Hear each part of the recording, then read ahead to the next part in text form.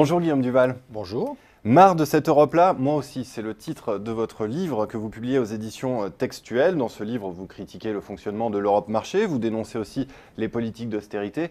Comme vous êtes journaliste, rédacteur en chef du mensuel Alternative économique, on a envie de commencer par une question d'actualité. Est-ce que le vote grec peut faire bouger l'Europe ? Oui, je le pense, je l'espère. Le vote grec va permettre de poser la question du surendettement de l'État grec, mais aussi d'autres États européens. Donc vous savez que le niveau de la dette grecque, c'est un des signes majeurs, au-delà du chômage, de la pauvreté, etc., de l'échec des politiques d'austérité en Grèce. Donc la dette grecque, c'était 110% du PIB grec au début de la crise en 2008. C'est 180% maintenant, bien qu'on en ait déjà restructuré une partie il y a 2 ans. Donc il faut faire quelque chose parce que c'est un niveau qui est insupportable pour les Grecs, qui ne leur laisse aucune possibilité de redressement futur. Il faut faire quelque chose pour les Grecs, mais il faut faire quelque chose aussi pour d'autres pays, donc pour l'Italie, pour l'Irlande, pour le Portugal, pour l'Espagne. Tous ces pays-là sont aujourd'hui surendettés. Si le vote grec permet de poser cette question et de trouver des solutions à l'échelle européenne, ça aura été un grand atout pour l'Europe, parce que sinon, on aurait risqué de rentrer dans une quinzaine d'années, enfin un processus à la japonaise d'une dizaine d'années de stagnation en Europe du fait de cette dette accumulée importante. Alors ça reste un problème politique très compliqué à régler, puisque annuler ou restructurer une partie de la dette, ça veut dire qu'il y a des gens qui perdent, et pour l'instant ils ne sont pas prêts à perdre, mais j'espère qu'on trouvera une solution. Alors c'est l'Allemagne qui a imposé ces politiques d'austérité, mais celle-ci n'est-elle pas en train de desserrer l'étau ? Quel sens faut-il donner au dernier plan de la BCE de rachat de 1100 milliards d'actifs ? Un quantitative easing à l'européenne, en quelque sorte. Il y a 2 parties dans votre question, mais sur l'Allemagne, je crois que c'est une question importante, parce que c'est vrai que c'est une clé pour débloquer la situation en Europe. Si vous voulez, ce que je crois, ce qui s'est passé depuis 4 ans, c'est que l'Allemagne a pensé, dans un premier temps dans la crise, qu'elle pourrait s'en sortir toute seule au fond, qu'elle pourrait être une grande Suisse industrielle qui se fiche un peu pas mal de ce qui se passe autour d'elle et qui laisse le reste de l'Europe végéter, parce que l'Allemagne pensait que de toute façon elle réussirait toujours, et elle l'a réussi jusque-là, à vendre suffisamment de machines et de grosses voitures en Chine, en Inde, au Brésil, etc., pour s'en sortir, même si le reste de l'Europe ne se redressait pas vraiment. Donc je crois que c'est comme Elle ça se rend compte que ce n'est plus le cas. C'est comme ça que j'interprète un peu l'attitude allemande et un peu la négligence vis-à-vis de la résolution des problèmes européens qu'ils ont manifestés. Ce qui se passe aujourd'hui, effectivement, c'est que je crois qu'ils sont en train de se rendre compte que ça ne marche pas. C'est-à-dire que Vladimir Poutine, avec la crise ukrainienne, a montré aux Allemands que c'était un monde quand même dangereux, que s'il n'y avait pas une Europe politique solide autour d'eux, mais aussi économique solide autour d'eux, ils avaient des bonnes chances de ne pas s'en sortir, non seulement sur un plan géopolitique, mais aussi sur un plan économique. Donc les pays émergents, c'est gentil, mais c'est quand même très instable, comme le marché russe. Mais on voit aussi en Chine, donc avec un très fort ralentissement, qui est probablement pas simplement conjoncturel, mais très structurel, et probablement aussi une incertitude plus forte sur l'avenir politique de la Chine. Donc je crois que nos amis allemands sont en train de comprendre qu'ils ont besoin de l'Europe, et c'est aussi ce qui explique les inflexions de la politique allemande. Oui, puisqu'ils auraient été contre, il y a quelque temps, un tel plan de la BCE. Oui, enfin, Madame Merkel a toujours été contre. Enfin, si on lui avait dit au début 2010 qu'on allait faire un fonds de 700 milliards d'euros pour aider les pays en crise, si on lui avait dit qu'on allait faire l'union bancaire, que ce serait un organisme européen qui surveillerait les banques et qui viendrait à leur secours, si on lui avait dit que la BCE dirait s'il y a de la spéculation sur un État, j'achète tout, elle aurait déjà soit explosé, soit rigolé, mais elle n'y aurait pas cru un instant. Et on l'a déjà fait tout ça. Mais c'est vrai que sur la BCE, une des inquiétudes qu'on pouvait avoir, c'est que ça se passe comme ça s'est déjà passé en 2011-2012, c'est-à-dire qu'il y a effectivement une opposition très forte des dirigeants allemands qui démissionnent par exemple du board de la BCE. Jusqu'ici, on dit souvent la BCE c'est une Bundesbank à l'échelle européenne. Non, pas du tout. Les seuls qui aient pour l'instant démissionné de la direction de la BCE parce qu'ils étaient en désaccord avec la politique de la BCE, c'est les représentants allemands au sein de cette institution discussion. Mais là, donc manifestement, ils ont fini par donner leur accord à cette politique. Jens Weidmann n'a pas démissionné et c'est effectivement significatif d'un changement important de l'attitude allemande en général. Alors malgré toutes les critiques que vous formulez dans ce livre, vous expliquez qu'une sortie de l'euro serait le pire des scénarios. Est-ce que l'euro il est tenable aujourd'hui dans une zone européenne à forte hétérogénéité économique ? C'est une très bonne question, mais juste un mot avant.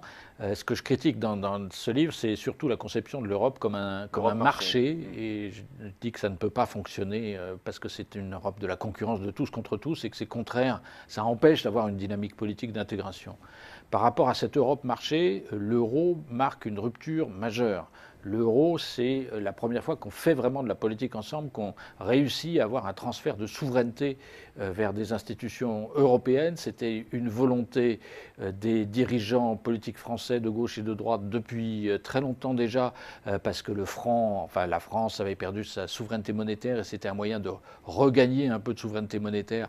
Et ça a bien marché, comme je vous le disais tout à l'heure, ce n'est pas du tout une Bundesbank à l'échelle européenne. Donc à ce niveau-là, je pense que c'était important de souligner le rôle politique majeur qu'a joué l'euro.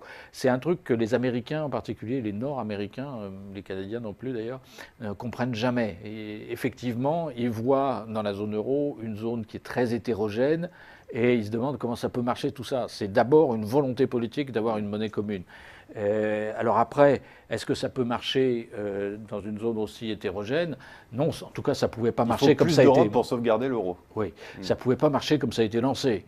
Mais ceci dit, avec ce que je vous ai déjà décrit, donc le MES, l'union bancaire, la politique de la BCE, on a fait quand même beaucoup de choses pour corriger ce qui n'allait pas et ce qui ne pouvait pas aller dès le départ dans la crise.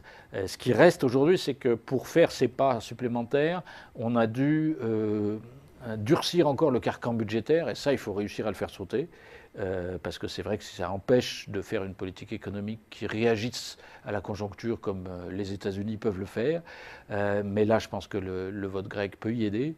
Et l'autre chose qu'on n'a pas fait jusqu'ici, c'est de suffisamment démocratiser ce qu'on fait en Europe. Il y a beaucoup de choses qui ont été faites et qui sont importantes dans la crise, l'ont été faites sur un mode intergouvernemental, sans contrôle parlementaire suffisant. Et ça, il faut le corriger, notamment pour pouvoir aller plus loin ensuite. Alors malgré ces insuffisances, vous restez optimiste dans ce livre quant à la possibilité d'une autre Europe. Alors quelles sont les raisons qui vous poussent à rester optimiste et à quoi ressemblerait cette autre Europe ? Alors les raisons qui me poussent à rester optimiste, c'est d'une part qu'on est en train de découvrir dans l'adversité extérieure combien on a besoin d'Europe. Un des problèmes qui avait fait l'euroscepticisme, c'était de ne plus avoir d'ennemis, je dirais. L'Europe était quand même un projet qui était très lié à la guerre froide et à la peur que ça avait suscité en Europe occidentale. Donc avec à la fois l'agressivité de Vladimir Poutine et les problèmes sur le sud, le pourtour méditerranéen, liés notamment aux crises qui suivent le printemps arabe, on se rend compte à quel point on a besoin d'Europe. On se rend compte aussi à quel point on a besoin d'Europe dans des affaires comme l'affaire NSA Snowden. Donc ça n'a pas fait un gros bruit en France, parce que nous, on a l'habitude d'être espionnés par un État qui ne rend pas vraiment des comptes et on a l'habitude de considérer que les Américains sont des méchants.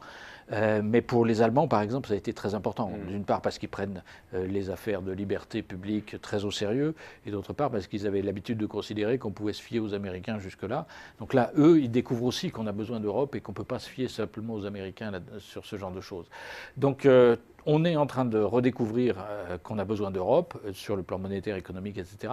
Alors après, qu'est-ce qu'on peut faire ensemble? Ça, c'est vraiment effectivement la question déterminante. Je crois qu'on peut faire du numérique. Donc, on peut avoir une stratégie numérique qui permette justement d'éviter les problèmes genre NSA Snowden, enfin de limiter ce genre de problème. Donc ça, c'est la première chose. La deuxième chose, c'est qu'on peut faire de l'harmonisation fiscale. Je pense que ça reste un des points majeurs de faiblesse de l'Europe aujourd'hui. Mais c'est vrai que le fait que Jean-Claude Juncker soit devenu président de la Commission, c'était à mes yeux un peu une aberration, donc, parce qu'il était l'ancien Premier ministre du principal paradis fiscal européen. Mais en même temps, ça peut être un atout, parce que d'une part, les voleurs font finalement des pas mauvais gendarmes, et d'autre part, ils risquent d'être obligés politiquement de faire davantage que ce qu'aurait pu être amené à faire quelqu'un qui n'était pas mêlé à toutes ces affaires, genre LuxLeaks, etc. Donc ça, on peut le faire. faire et j'espère qu'on va le faire. Et la troisième chose, et surtout la plus importante à mes yeux, c'est l'environnement. Je crois que l'Europe ne peut pas devenir vraiment sociale parce que nos systèmes sociaux sont nés chacun dans nos États, mais l'Europe est déjà environnementale. Toutes les politiques environnementales en France, en tout cas, découlent de politiques européennes et elle peut le devenir encore davantage. Elle peut être le moteur de la transition énergétique et de la conversion écologique de nos économies, notamment parce que c'est quelque chose qui peut plaire aux Allemands. Ils sont plus écolos que nous. On peut leur vendre ça si on a suffisamment de volonté politique pour faire ça ensemble. Pour conclure, Guillaume Duval, en quelques mots, on a quand même l'impression que c'est dans la crise, dans l'adversité, que se construisent les avancées vers plus d'Europe.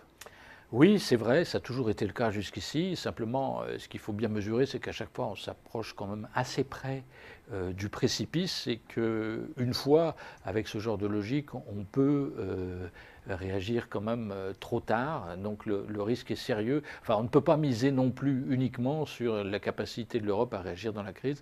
Ce serait bien si les chefs d'État et de gouvernement pouvaient accepter de réagir un peu plus tôt, un peu plus à froid que juste au bord du précipice. Voilà, encore un élément qui vous fait dire que vous en avez marre de cette Europe-là, marre de cette Europe-là. Moi aussi, c'est le titre de votre livre, Guillaume Duval, aux éditions Textuelles. Merci d'être venu sur Xafi Canal.